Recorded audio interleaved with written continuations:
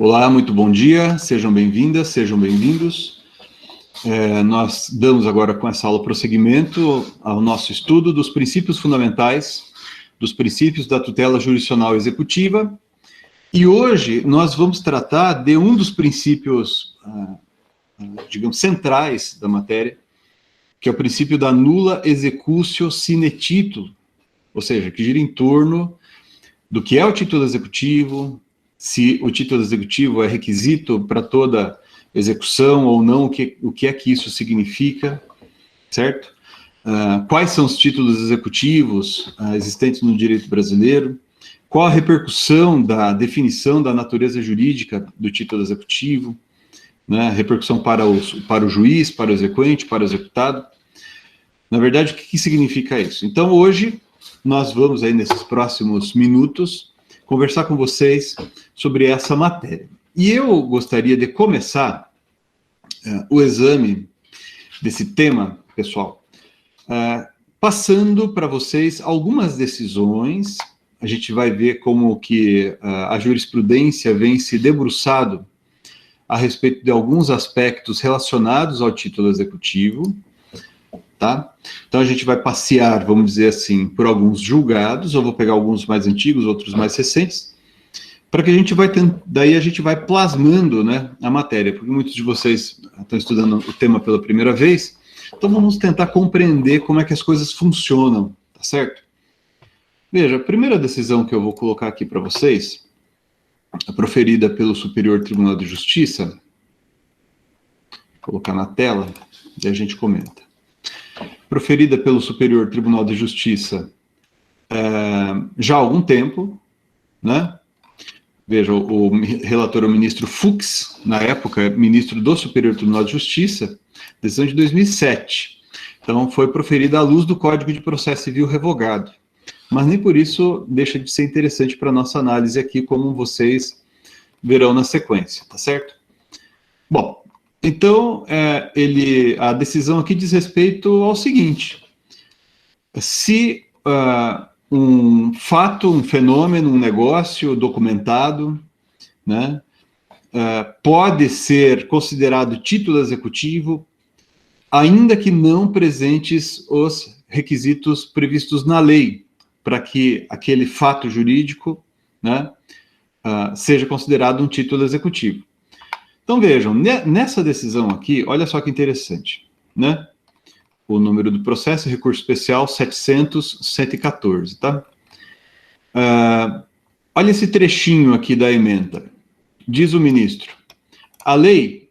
deixa eu usar aqui outro modo de marcar aqui. A lei enuncia em números clausos, ok? Os títulos extrajudiciais constantes da relação do artigo 585 do CPC. Aqui o ministro está se referindo ao CPC de 1973, CPC revogado. No Código de 2015, o artigo 585 corresponde ao artigo 784. Daí prossegue o ministro aqui, vejam. A enumeração exaustiva decorre do fato de que, preste atenção, pessoal, nesse ponto aqui, que vai ser bem interessante. A enumeração exaustiva decorre do fato de que os mencionados títulos autorizam a prática de atos de soberania e de enérgica invasão na esfera jurídico-patrimonial do devedor, razão pela qual não podem os particulares produzirem, de acordo com a vontade individual, uma fonte de atos autoritário-judiciais. Daí aqui uma outra expressão em latim: nullus titulus sine lege. Então vejam, um dos caracteres do título executivo está no fato de ele ser concebido pela lei, ok? E é a lei que define quais os fatos são títulos executivos e, eventualmente, quais elementos devem estar presentes para que determinado fato seja um título executivo. Então, a lei pode, por exemplo, se referir a um outro fato típico, né, como, por exemplo, o artigo 784 do Código de Processo Civil. Vou colocar aqui na tela para vocês. o artigo 784 do Código de Processo. Aqui, deixa eu agora sim. O artigo 784 do CPC, ele estabelece que são títulos executivos extrajudiciais, corresponde, né, ao antigo 585 do Código Revogado. Então vejam, olha, o código aqui se refere à letra de câmbio, à nota promissória, a duplicata, a debenture e o cheque. Notem que a lei, ao se referir ao cheque, faz menção a um fato típico previsto, né, na lei.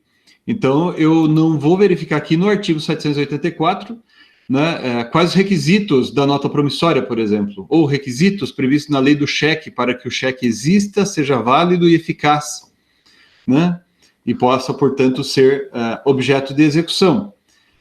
Tá? Então, a lei aqui se refere a um fato típico.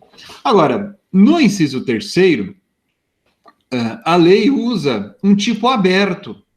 Né? Percebam ali, o que é que diz? O documento particular assinado pelo devedor e por duas testemunhas. Então, essas testemunhas aqui referidas são chamadas, né, pela doutrina e assim também na jurisprudência, de testemunhas instrumentárias, né? Ou seja, testemunhas que têm que estar ali apenas participando da configuração do negócio jurídico.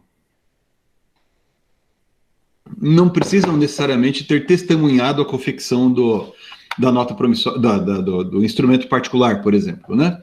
É o que está ali nesse inciso 3º. E mais adiante, o último inciso do caput diz: todos os demais títulos aos quais, por disposição expressa, a lei atribuir força executiva. Então, percebam que a lei processual, no caso, o artigo 784, elenca aqueles fatos da vida jurídica, como, por exemplo, os títulos de crédito, negócios documentados, né? Instrumento feito perante o Ministério Público, referendado pelo MP, por exemplo, e outros entes aqui referidos no inciso 4º, né?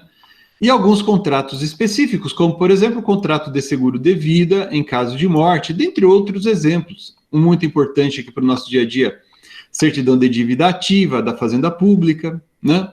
Que vai autorizar o juizamento de execuções fiscais, e assim sucessivamente. Mas, percebam aqui, a lei termina e deixa bem claro que se trata de uma condição estabelecida pelo legislador, que são considerados títulos executivos todos os demais títulos aos quais, por disposição expressa, a lei atribuir força executiva. Olha, se eu tivesse um código aqui impresso para sublinhar, eu colocaria isso aqui, ó, por disposição, sublinharia esse trecho aqui, por disposição expressa, a lei atribuir força executiva.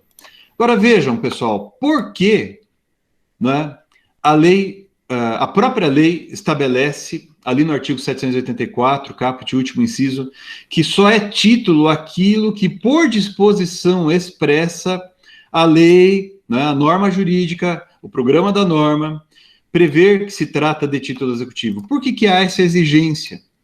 Daí voltamos ao julgado aqui, que eu já li um trechinho, vamos ler de novo. Vejam ali comigo. De novo, a lei, aqui ó, a lei enuncia em inúmeros clausos os títulos extrajudiciais constantes da relação do artigo 585 do CPC de 73, 784 do CPC de 2015. A enumeração exaustiva, ou seja, números cláusulos, rol taxativo, rol legal taxativo. A enumeração exaustiva decorre do fato de que os mencionados títulos autorizam a prática de atos de soberania e de, prestem atenção, enérgica invasão na esfera jurídico-patrimonial do devedor, razão pela qual não podem os particulares produzirem, de acordo com a vontade individual, uma fonte de atos autoritários judiciais, daí nullum titulus sine lege. Então vejam, devemos observar aquilo que a lei estabelece expressamente, taxativamente, como título executivo. Eu não posso autorizar a prática de atos executivos, senão com base em um desses fatos estabelecidos pelo legislador como título executivo extrajudicial. Por quê? Porque os atos executivos são atos de força, né? Então, vejam, nesses exemplos que eu mencionei ali, né, no caso de, por exemplo, um cheque. O cheque veicula a obrigação de pagar quantia em dinheiro. Se o devedor não pagar a dívida que está consubstanciada no cheque, o credor ajuizará uma ação de execução. O juiz, recebendo a petição inicial, verificando que há ali um título executivo, ele de logo autoriza a prática de atos executivos. O executado vai ser citado para pagar. Se o executado não pagar em 3 dias, o oficial de justiça, por exemplo, já pode desde logo praticar atos executivos, né? Aliás, se o oficial de justiça procurar o executado para citá-lo e não localizar o executado, o oficial de justiça pode realizar o arresto executivo de bens do executado, né? Dependendo do caso, né, se o exequente tiver informações, se já tiver, né, se estiverem presentes condições para que isso aconteça no processo, é possível a realização de arresto ou penhora de dinheiro que o exequente tem em sua conta corrente, chamada penhora online, né, que na verdade se realiza através de um bloqueio prévio, o dinheiro bloqueado depois é penhorado, né, vai ser objeto ali da penhora. Mas notem, o juiz, com base num desses elementos estabelecidos aqui exaustivamente pela lei, né, como nesse exemplo um cheque, ele está autorizado a realizar, pessoal, esses atos executivos que mencionei, arresto, penhora, de bens de qualquer natureza, inclusive dinheiro sendo o caso, né? Se não for dinheiro, autorizar a alienação desses bens e a entrega desse dinheiro obtido com a alienação desses bens ao exequente, né? Então, percebam, são atos de violência, efetivamente, mas atos autorizados pelo sistema jurídico. Por quê? Porque estamos diante de alguém que não cumpriu no momento apropriado ou da maneira apropriada para com a obrigação ali considerada. Então, o legislador estabelece os fatos da vida. E por isso tem que ser taxativo, não pode ser qualquer jeito. Porque o juiz, percebam, ele não vai perquirir se o devedor deve mesmo. O juiz, por exemplo, ele não vai ficar indagando, nossa, o que será que aconteceu aqui para o José não ter pago a dívida ao João? De posse do título executivo, olhando, estando ali presente o título executivo, o juiz desde logo pratica atos executivos tendentes à realização do direito contido naquele título executivo.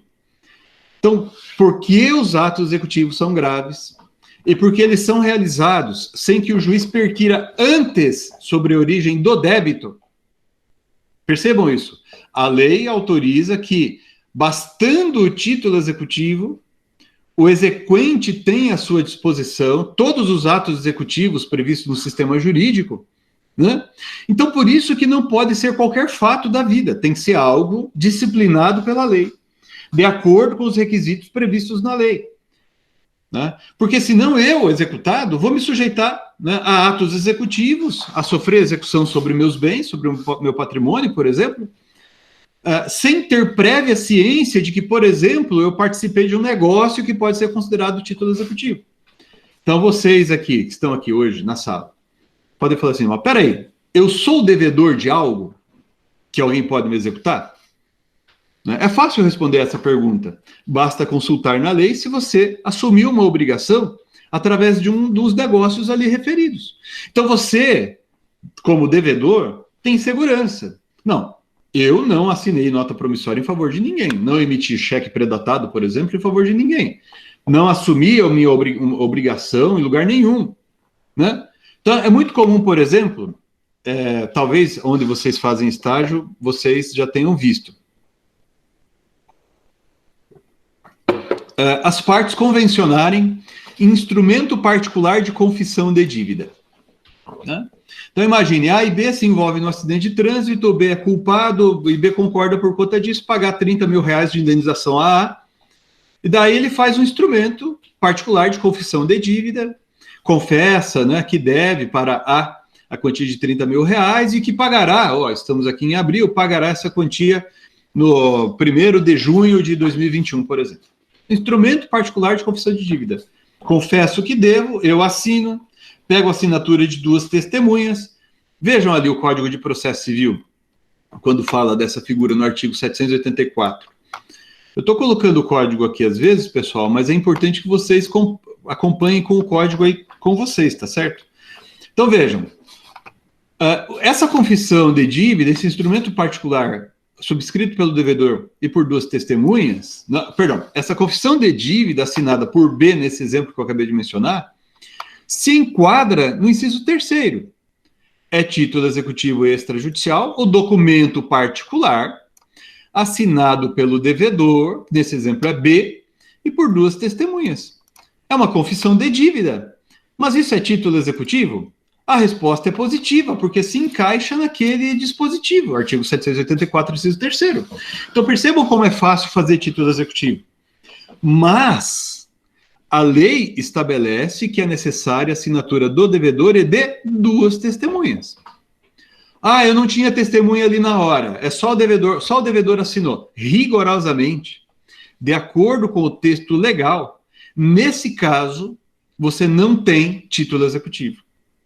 Pode haver instrumento contratual subscrito pelo devedor, né, sem assinatura de testemunhas, e que mesmo assim sirva como título executivo? Sim, basta que haja previsão legal a respeito disso, né?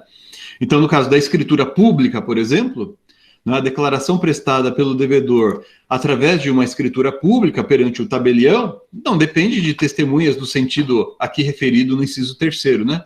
A escritura pública está no artigo 784. Então você vai e segue as formalidades de uma declaração prestada no tabelião, perante o tabelião. Tem outros instrumentos, como por exemplo, o contrato que prevê o pagamento de honorários advocatícios, né, de acordo com o Estatuto da OAB, a legislação que disciplina a matéria. Esse instrumento contratual não precisa da assinatura de testemunhas, necessariamente, porque a lei assim não o exige, e assim sucessivamente, né? Mas notem, eu tenho que observar o que estabelece a lei para que algo seja título executivo, porque, como disse o ministro Fux naquele julgado, primeiro julgado que a gente passou aqui, né, os atos que se seguem são muito graves e violentos sobre a esfera patrimonial do executado, a esfera patrimonial do responsável que está ali sendo cobrado, né? E por isso tem que haver essa condicionante. Então não esqueçam dessa expressão que ele usou ali, inclusive na ementa, nullum titulus sine lege. O que significa isso? Não há título sem lei anterior que o preveja. E o título executivo tem que ser elaborado de acordo com a lei.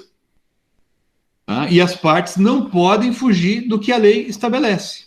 E uma vez o título executivo tendo sido configurado de acordo com a lei, o credor, aquele que se apresenta como credor, né, aquele que tem à sua disposição um título executivo, ele terá acesso aos atos executivos independentemente de demonstrar a origem do débito. E o executado não poderá discutir o débito dentro do processo de execução. Vamos aproveitar esse exemplo que eu acabei de passar para vocês, da confissão de dívida, né? Que é um outro julgado, agora esse mais recente, do Superior Tribunal de Justiça, que vai exemplificar isso que eu estou tentando explicar para vocês. Vejam ali, é um processo mais novo, né? 1.763.837, tá? E a discussão aqui girava em torno da confissão de dívida. Aliás, vocês se lembram, o exemplo que eu mencionei agora há pouco, né, do acidente de trânsito, as partes fizeram um acordo ali e o devedor assinou a confissão de dívida dizendo que devia 30 mil. E aí, no caso da confissão de dívida, eu, devedor, posso querer discutir a causa da dívida, né? Olha só o que é que decidiu aqui esse julgado, né? Vou pegar só esse trechinho que está aqui no item 1 da ementa. A confissão de dívida em instrumento particular 784, inciso 3º do CPC de 2015, correspondente ao artigo 585, inciso 2º, segunda parte, do CPC de 1973, assinado pelo devedor e por duas testemunhas, é título executivo extrajudicial, independentemente da causa debente.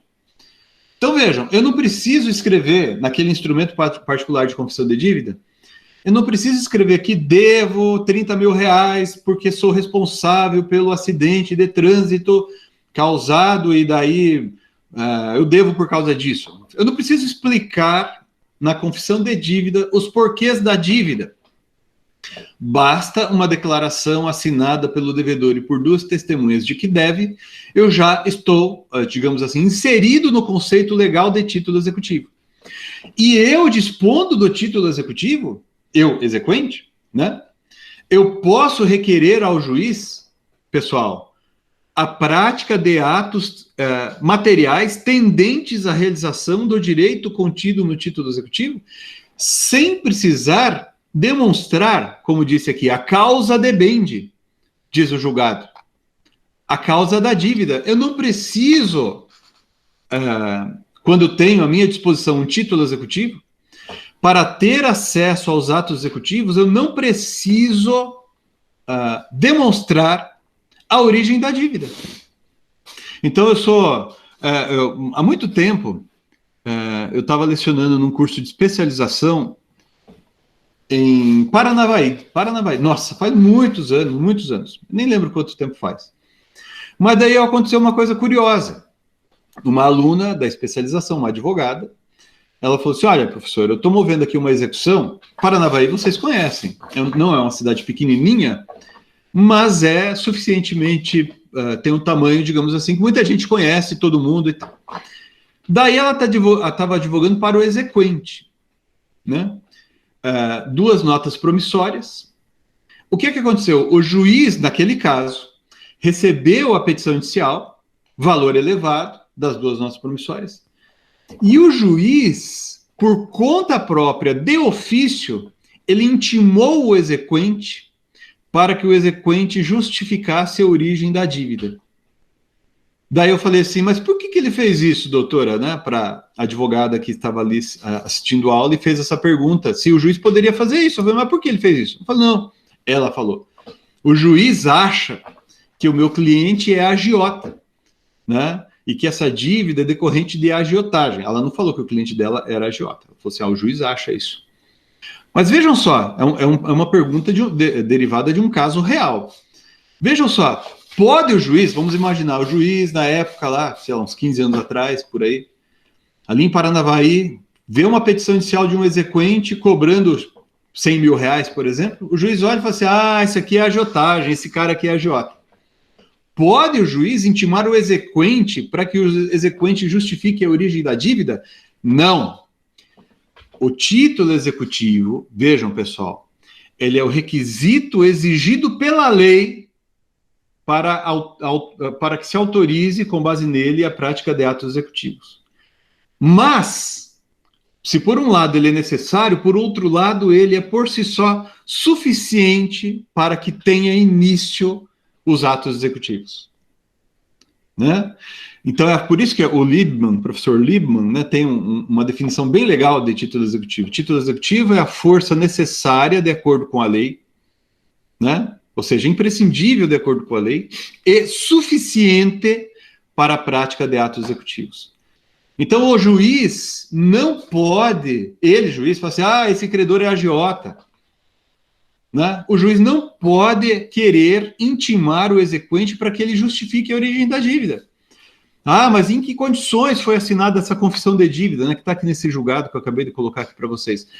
O juiz não pode querer intimar o exequente para que ele... E o executado também, consequentemente, pessoal, o executado ele não vai poder discutir o débito, o executado não vai poder discutir o débito. Deixa eu ver aqui se eu acho outro julgado que eu quero passar para vocês. No curso do processo executivo, achei já. Se o executado quiser discutir o débito, ele, executado, terá que mover uma ação de conhecimento contra o exequente. Então, vejam, o processo de execução fundado em título extrajudicial é um processo em que a cognição judicial é sumária.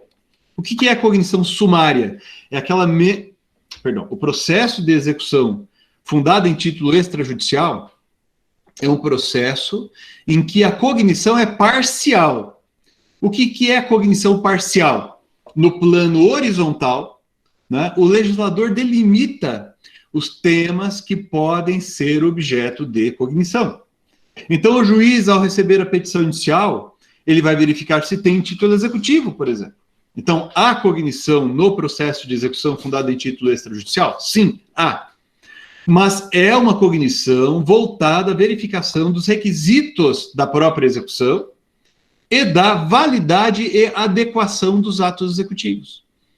Mas o juiz não pode, no curso do processo executivo, salvo situações excepcionais autorizadas pela lei, o juiz não pode, no curso desse processo de execução, perquirir se o débito existe. E o executado não pode, por uma petição dentro da execução, dos autos de execução, independentemente de ação de conhecimento, o executado não pode querer discutir a respeito do débito. Então, naquele caso que eu passei para vocês ali agora há pouco, da confissão de dívida, em que o Superior Tribunal de Justiça disse que não precisa perquirir a causa debende, é porque o título executivo ele é suficiente para a prática de atos executivos. Pode acontecer de uma execução e até o fim, né, com penhora, alienação de bens do executado, a entrega desses bens alienados ao exequente, né? Os bens são alienados a terceiros, através da asta pública, né, através do leilão, e eu, né, não discutir se o débito existe ou não. Se você faz estágio com um juiz, por exemplo, ou uma juíza, você vai verificar, perguntar para ela assim, quando ela ou ele deferiu a petição inicial e autorizou penhora de bens. Mas escuta aqui, excelência, você sabe se o executado que deve mesmo, ele vai dizer para você, olha, não importa, o que importa é se o credor, ou aquele que se apresenta como credor, tem à sua disposição um título executivo. Ok? Essa segunda característica, né? Então, a primeira característica é a tipicidade legal, é a taxatividade, é a circunstância do legislador estabelecer o que pode autorizar a execução. E eu só posso realizar os atos executivos, independentemente de perquirir se o débito existe mesmo ou não, né? Se o exequente tiver à sua disposição um título executivo. Ok? Então, vejam, é muito grave isso. Daí a exigência legal. Agora, disso decorre uma outra característica dos títulos executivos, que a doutrina chama de abstração ou eficácia abstrata. Abstração ou eficácia abstrata. Eu selecionei um outro julgado aqui, também não muito novo, mas muito interessante. Deixa eu colocar aqui na tela.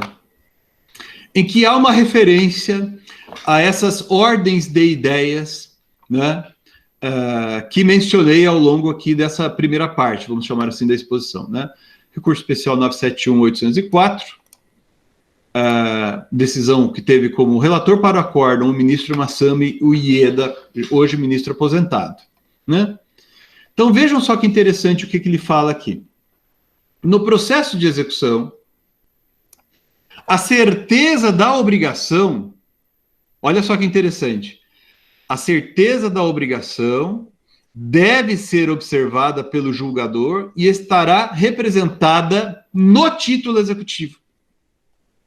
Então, o juiz vai verificar apenas se há o juiz vai verificar apenas se há título executivo, né? Então, vejam, no entanto, prossegue o ministro, a verificação de alguma irregularidade na causa debende refoge ao pressuposto processual do processo de execução. Então, eu não posso discutir a causa debende no processo de execução. Basta o título executivo, basta a confissão de dívida, basta a nota promissória. Ou seja, O juiz, tendo à sua disposição um título executivo, ele não pode perquirir se o débito existe ou não. E o executado, se quiser discutir o débito, ele tem que ajuizar uma ação de conhecimento contra o exequente, né? Veja, daí prossegue aqui. E deve ser objeto de manifestação do executado em sede de embargos do devedor. Então, os embargos do devedor, que estão previstos no Código de Processo Civil, né? De 2015, ali a partir do artigo, deixa eu achar aqui certinho para não falar o número errado, ali a partir do artigo 914, né, os embargos à execução são meio típico estabelecido pela lei, é um procedimento especial previsto pelo legislador.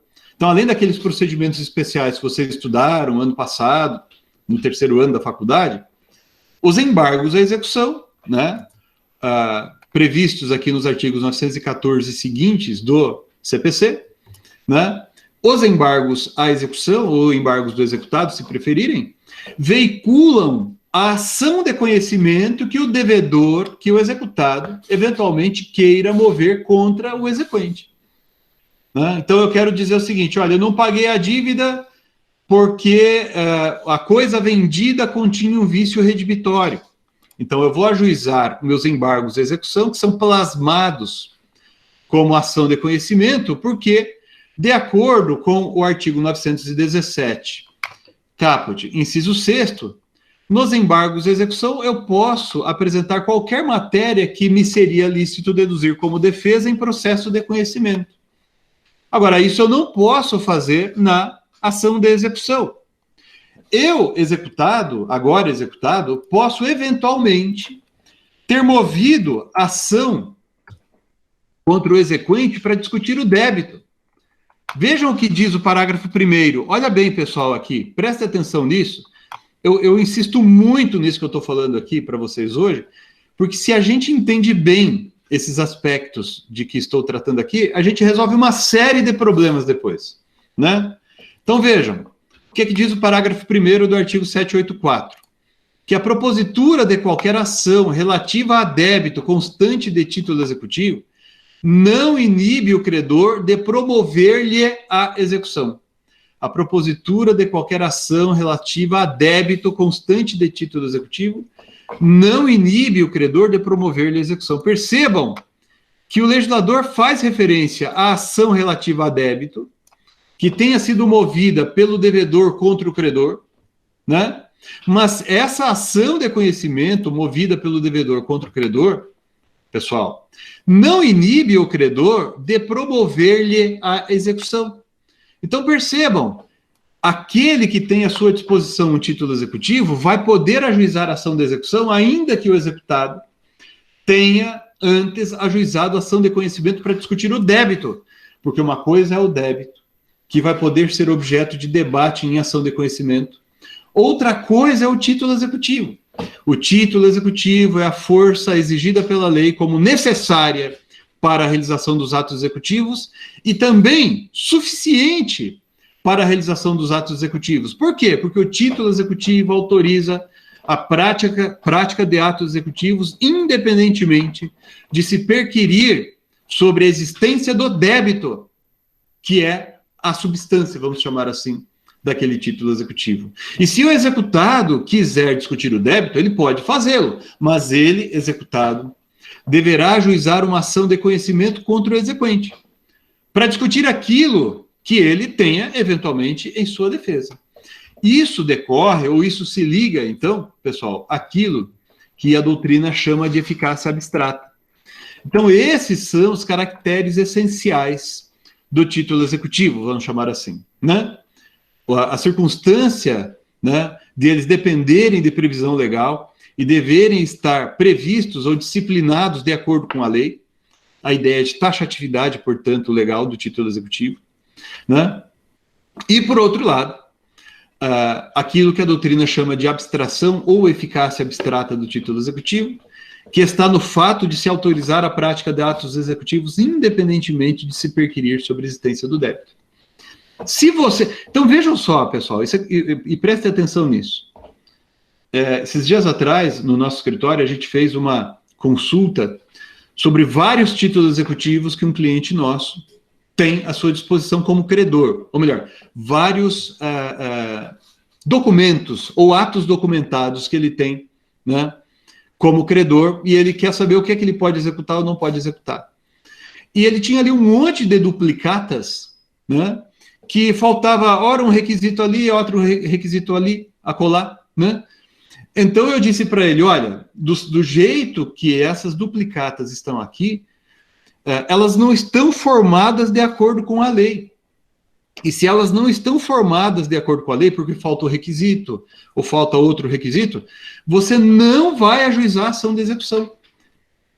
Como esse cliente que estava falando conosco, ele não é formado em direito, não é advogado, ele ficou surpreso, porque ele achava que bastava emitir a duplicata, né, do jeito que a gente faz corriqueiramente, sem observar os requisitos legais, que estava tudo ok.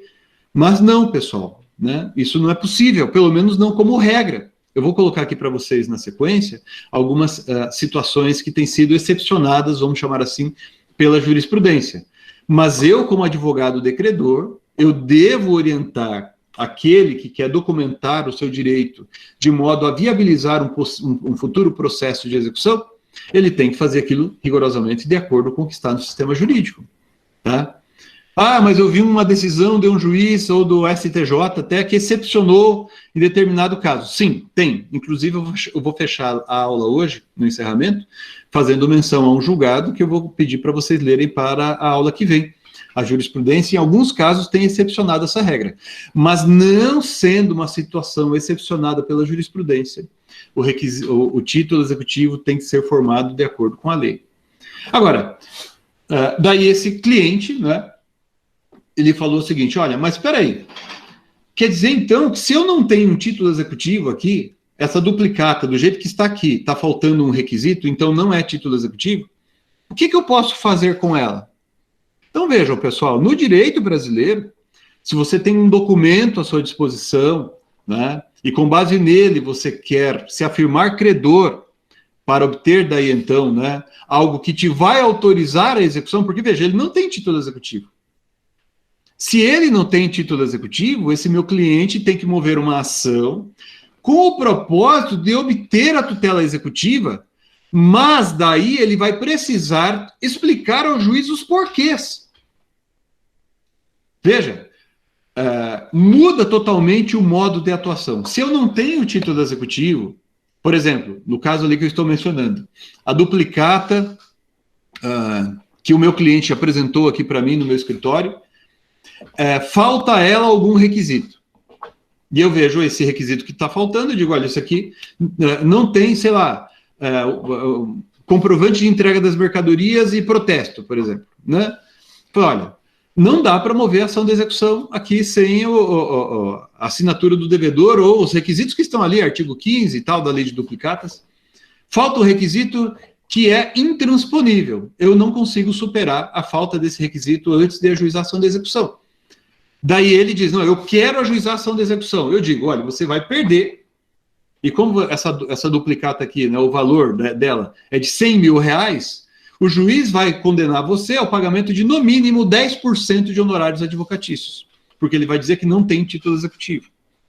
E daí você vai ter que mover o quê? Uma ação de conhecimento para obter o título executivo. E daí, na ação de conhecimento, aquela duplicata, pessoal, ela entra, né, como prova documental.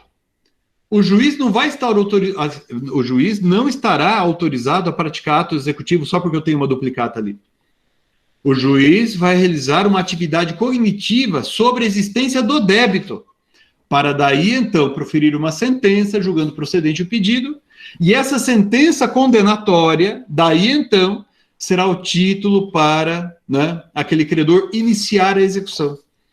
Então, como técnica processual, o título executivo coloca o exequente, o credor, né, em uma situação de vantagem muito grande, porque ele já tem acesso imediato aos atos executivos sem provar que é credor de verdade. Então, todo tipo de defesa que o executado possa ter para justificar por que não pagou, ele, executado, vai ter que mover uma ação de conhecimento contra o exequente. Então, vejam a situação de vantagem que você se coloca como credor se tem à sua disposição título executivo. Por outro lado, e eu já mencionei isso aqui, o devedor também se coloca numa situação de segurança jurídica.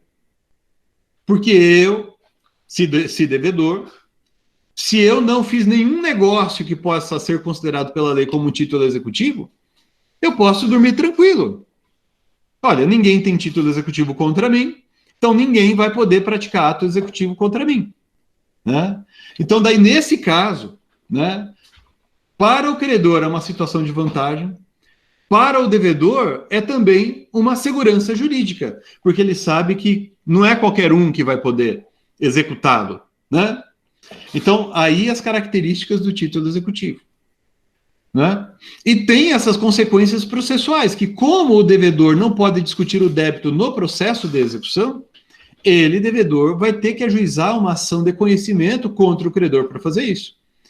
Ele já pode ter ajuizado essa ação de conhecimento ou pode veicular a ação de conhecimento, né, através dos embargos à execução. Tá? Então, os embargos à execução são um procedimento especial, certo? Que permitem a veiculação dessa ação de conhecimento que o executado tem para mover contra o exequente. Porque dentro do processo de execução eu não vou verificar, né, se o débito existe ou não. É interessante notar isso, né?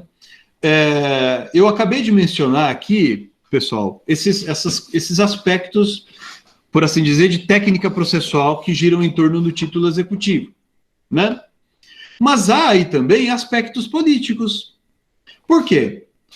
Porque se a lei condiciona a prática dos atos executivos a título executivo, e veja, título executivo, acabamos de dizer, é o fato estabelecido pela lei como necessário e suficiente para a execução. Ok? Então, título executivo, se título executivo tem essas características, e se o sistema jurídico condiciona a atuação executiva do magistrado à presença desse título executivo, com isso, pessoal, também eu, o quê? Restringo os poderes do juiz. Porque eu vou dizer assim, ó, juiz, você não pode executar se o exequente não tiver um título executivo. E se ele não tiver um título executivo, ele vai ter que mover uma ação condenatória, que é fundada em cognição exauriente, e daí proferida a sentença condenatória, daí o exequente vai poder requerer a execução, mas daí com base num título executivo judicial. Tá certo? Né? Então percebam também que, sob o ponto de vista político, quando o sistema é regido pelo princípio da nula executio sine titulo, de um lado isso limita os poderes do juiz, de outro lado permite que o legislador escolha determinados grupos sociais e econômicos, né, para dar a eles um determinado título executivo. Então, um exemplo disso, um exemplo bem interessante disso, é a própria certidão de dívida ativa da Fazenda Pública, né? Que é um título executivo extrajudicial criado pela própria Fazenda Pública, através de um procedimento administrativo, né? Que tem também a sua disciplina. A execução fiscal é prevista na Lei 6.830 de 1980 e é baseada na certidão de dívida ativa, que é um título executivo concebido pelo próprio exequente, nesse caso. Vejam só que interessante. Então, o legislador aparelha esse crédito com um título executivo, né, para favorecer um determinado grupo social ou econômico. Uma instituição financeira, por exemplo, né, com o propósito de facilitar a realização dos créditos, né, dos empréstimos que essa instituição financeira tenha dado. Os títulos de crédito, em nosso direito, são título executivo. Mas isso não é assim em todos os lugares do mundo.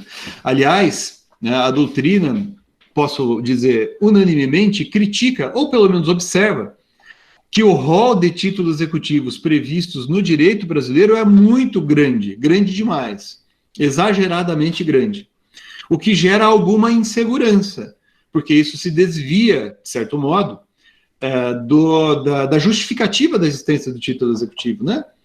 Então, para vocês terem ideia, em alguns países, só é título executivo extrajudicial uma declaração prestada perante o tabelião.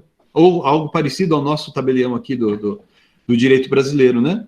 Para que isso dê segurança, mais segurança jurídica. Mas, né, o fato é, aqui no Brasil, o artigo 784 exige que, para ter acesso ao processo de execução, você tenha à sua disposição um título executivo, tá bom? Então, isso tem consequências processuais e isso tem algumas consequências políticas, né? Como a de possibilidade de favorecer determinados credores, o legislador fazer isso, né?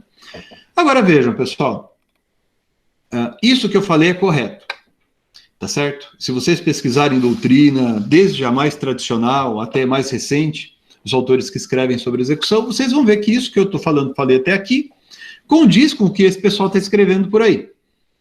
Mas, e aqui começam alguns dos problemas, eu tenho algumas figuras que, por assim dizer, talvez coloquem o princípio da nula executio sine titulo, não digo em xeque de maneira absoluta, mas talvez sejam exceções ao princípio, né?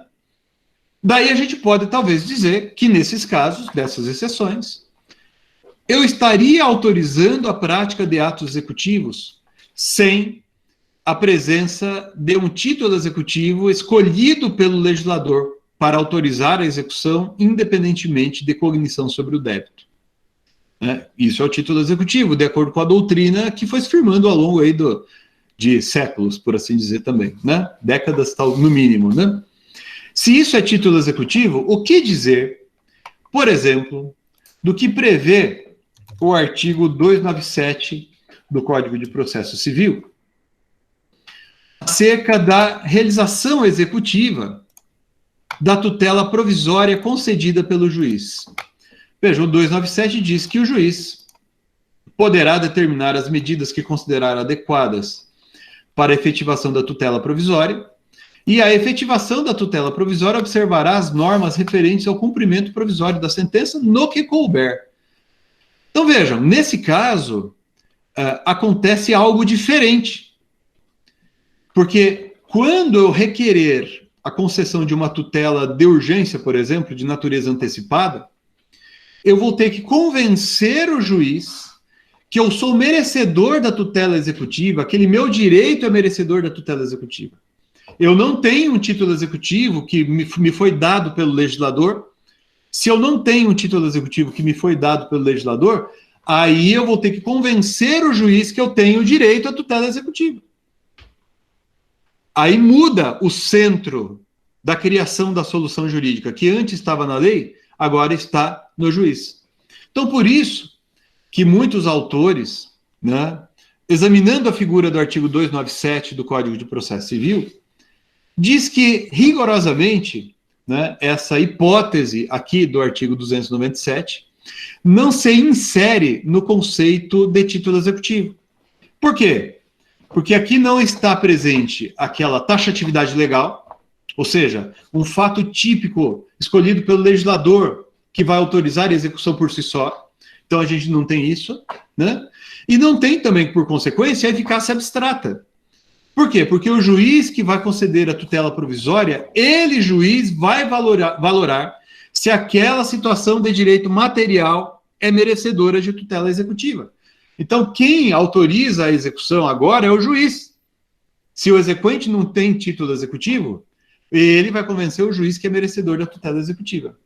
É por isso, pessoal, dentre outras razões, o artigo 771 do Código de Processo Civil, né, quando se refere ao que pode autorizar a execução, ele textualmente diz que é esse livro, que a gente está estudando aqui preponderantemente, né, regula o procedimento da execução fundada em título extrajudicial e suas disposições aplicam-se também no que couber, dentre outras hipóteses, vejam aqui o que eu queria chamar a atenção de vocês, aos efeitos de atos ou fatos processuais a que a lei atribuir força executiva. Então vejam, a própria lei refere-se a duas situações distintas. O título executivo extrajudicial, que é esse que a gente está falando aqui, né, que autoriza a prática de atos executivos sem se perquirir sobre a existência do débito, né, sendo que o débito, se alguém quiser discutir a respeito, vai ter que fazer isso em ação de conhecimento, né, e faz referência também aos efeitos de atos ou fatos processuais a que a lei atribuir força executiva. Ou seja, são atos ou fatos processuais, pessoal, que autorizam a execução, autorizam a prática de atos executivos, mas não se encaixam no conceito de título executivo. Então, por isso, eu sigo essa linha doutrinária, né? Então, autores como, por exemplo, o professor falecido Teori Albino Zavascki, que foi ministro do STJ, do Supremo também, né? Falava disso, falava, não se encaixa no conceito de título executivo, né? Professor Donaldo Armelin e outros tantos. Eu sigo essa linha que diz que a decisão que concede tutela antecipada e, portanto, a prática de atos executivos, ela não se encaixa com perfeição no conceito de título executivo. Então, nesse caso, a gente estaria diante de uma execução sem título executivo, mas autorizada pela lei, permitida pela lei. Então, seriam exceções ao princípio, né? Essas figuras que não se encaixam no conceito de título executivo. Não é, contudo, pessoal, a opinião majoritária existente na nossa doutrina. A doutrina majoritária prefere uma definição de título executivo ampla, né, capaz de abranger quaisquer figuras que autorizam a execução. Então, esses autores que seguem esse modo de pensar dizem que, tal como a sentença condenatória, a decisão que concede tutela antecipada, ela também seria um título executivo. Mas veja, vocês, eu aqui como professor, eu também escrevo sobre essa matéria, esse assunto foi uma das teses da minha tese de doutorado, eu tenho essa opinião e eu tenho que revelar a vocês essa minha opinião. Eu até peço que vocês consultem o que eu tenho escrito a respeito para se aprofundar um pouco mais, né? Se aqueles de vocês tiverem interesse. Agora, eu não posso dizer a vocês que tudo é a mesma coisa. Não, né? Então você tem que ser coerente. Se você quer dizer que a decisão que antecipa efeitos da tutela é título executivo, ou você alterou o conceito de título executivo, ou você define título executivo de uma maneira diferente, certo? Ou senão, você não está sendo coerente com o conceito de título executivo. Então, a pessoa não pode dizer que título executivo é o fato escolhido pelo legislador como necessário, mas suficiente para a realização da execução, sem que se perquira sobre a origem do débito. Se você diz que isso é título, você não pode dizer que a decisão que antecipa efeitos da tutela é título executivo. Tá? Você só vai poder dizer isso se você dizer que qualquer coisa que autoriza a execução é um título executivo. Né? Que alguns autores falam desse argumento, criticando, né? Falando que é um argumento vicioso, ubi executio ibi titulus. Né? A expressão latina significa que onde tem execução tem um título. Mais ou menos assim. Se você viu o ato executivo sendo realizado, procura ali que você vai achar um título executivo. Como sempre houvesse título executivo em qualquer lugar que tenha execução. Mas essa estratégia de apagar as diferenças essenciais, a meu ver, não é apropriada sob o ponto de vista científico. Então, por isso que eu entendo que essas figuras que autorizam a execução, né, mas que não se encaixam no conceito de título executivo, são exceção à regra. E ponto. Né? Consequentemente, vai ser o juiz quem vai dizer quem é merecedor da tutela executiva, e não é a lei mais. Como não tem eficácia abstrata, eu vou poder discutir o débito da mesma ação. Né? Eu discuto tudo embolado no mesmo processo. Então, também ali a gente percebe nitidamente haver diferenças. Agora, quando eu estou diante de títulos executivos, né, quando eu estou falando de títulos executivos, esses que são hábeis a autorizar a execução, aí a gente vai ter duas espécies, de acordo com a nossa lei processual. A gente falou a boa parte do tempo até aqui, na aula de hoje, dos títulos executivos extrajudiciais, que estão ali designados no CPC, artigo 784. Claro que também em leis especiais. Mas nós temos também os títulos executivos, pessoal, judiciais. Os títulos executivos judiciais, eles encontram-se discriminados, deixa eu colocar aqui na tela para vocês, no artigo 515. Então, o artigo 515 do CPC apresenta o rol de títulos executivos judiciais, né? Então, diz ali, as decisões proferidas no processo civil que reconheçam a exigibilidade de obrigações de pagar quantia, etc., né? Decisões homologatórias, né? E assim sucessivamente. Então, nós temos títulos executivos judiciais e títulos executivos extrajudiciais. Bom, dentre as consequências mais relevantes, vocês se lembram, a gente colocou para vocês ali agora há pouco, que o executado que quiser se opor à execução, ele vai mover uma ação de conhecimento contra o exequente, chamada de embargos à execução, embargos do executado. Já no cumprimento de sentença, né, de título executivo judicial, né, aí, pessoal, o modo de que pode se valer o executado para se opor à execução é a impugnação, que está discriminada ali no artigo 525, tá? 535 também, mas que interessa para nós agora aqui, artigo 525, né? Então, a impugnação é o modo através do qual o executado pode se opor à execução. A gente vai falar disso de maneira mais profunda um pouco adiante, mas aqui eu queria só registrar a vocês que vocês vão perceber que há uma similitude quanto ao conteúdo da impugnação e dos embargos à execução. Interessante notar, pessoal, que a doutrina majoritária costuma dizer que a impugnação, por ser apresentada incidentalmente, vejam, nos próprios autos, né, a maior parte da doutrina diz que a impugnação teria natureza de mero incidente, diferente dos embargos à execução, que, por serem apresentados em autos apartados, né, vejam ali, ó, autuados em apartado, para a maior parte da doutrina, os embargos teriam natureza de ação de conhecimento e não de incidente, né? Para mim, tanto os embargos quanto a impugnação ao cumprimento de sentença têm a mesma natureza. O que importa é o conteúdo veiculado, né? Para daí a gente dizer se trata de uma ação de conhecimento ou um mero incidente processual, né?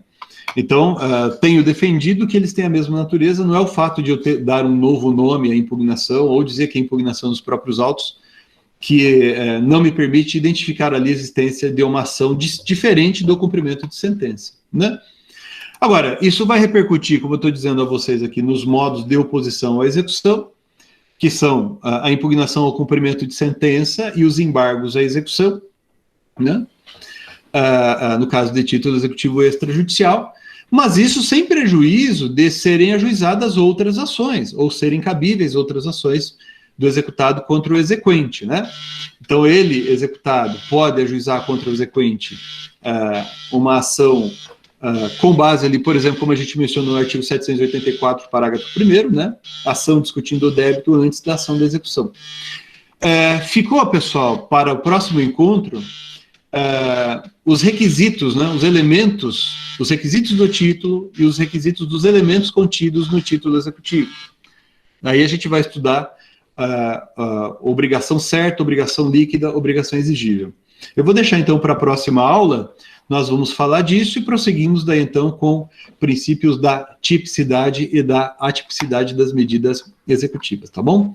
Eu vou interromper a gravação aqui, daí a gente já prossegue com as dúvidas. Valeu, até mais.